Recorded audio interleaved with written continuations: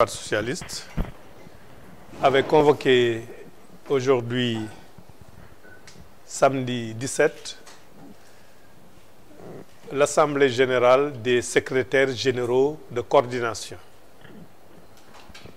Le Parti socialiste compte parmi ses structures à la base les coordinations qui sont au nombre de 138 au niveau national.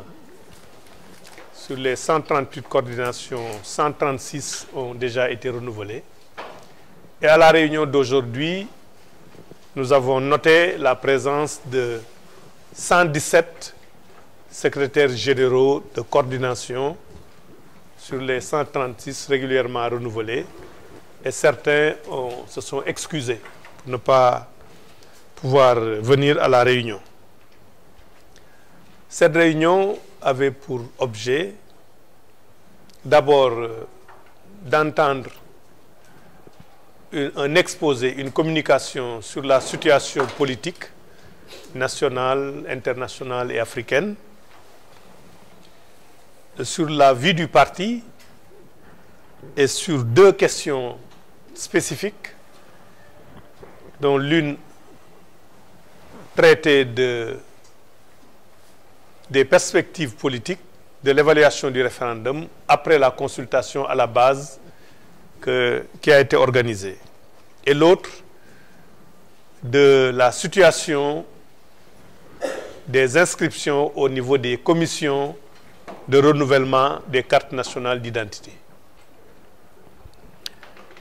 Au titre de la situation nationale, internationale et africaine, cette Assemblée générale s'est préoccupée de la situation en Gambie, qui est un pays voisin du Sénégal, où nous comptons une grande part de Sénégalais qui y vivent,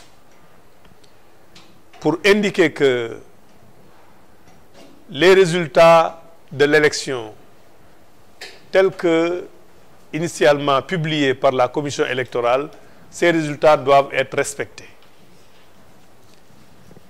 Et dans ce cadre, la priorité, c'est une transition et un passage pacifique du pouvoir entre le président Yaya Jammeh et le président élu Adama Barrow. Et que des initiatives qui sont actuellement prises par la CEDEAO, par l'Union africaine, par l'ONU, ces initiatives doivent être encouragées.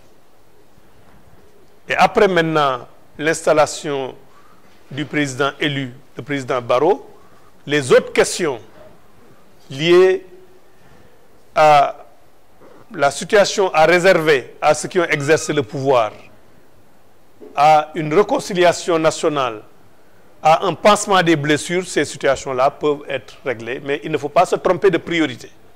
La priorité, c'est d'assurer un passage pacifique du pouvoir, une transition, un respect des résultats sortis des urnes. Nous nous sommes aussi intéressés à l'élection qui va venir en janvier à la présidence de la Commission de l'Union africaine pour encourager, soutenir et marquer notre solidarité à la candidature du Sénégal à la personne du professeur Abdoulaye Bathily, qui est un candidat qui a le profil pour remplir de façon satisfaisante ce mandat. Et nous nous sommes félicités des initiatives prises par le président Macky Sall, le chef de l'État, pour faire campagne pour cette candidature en déployant tous les moyens de l'État pour que la candidature du Sénégal puisse passer.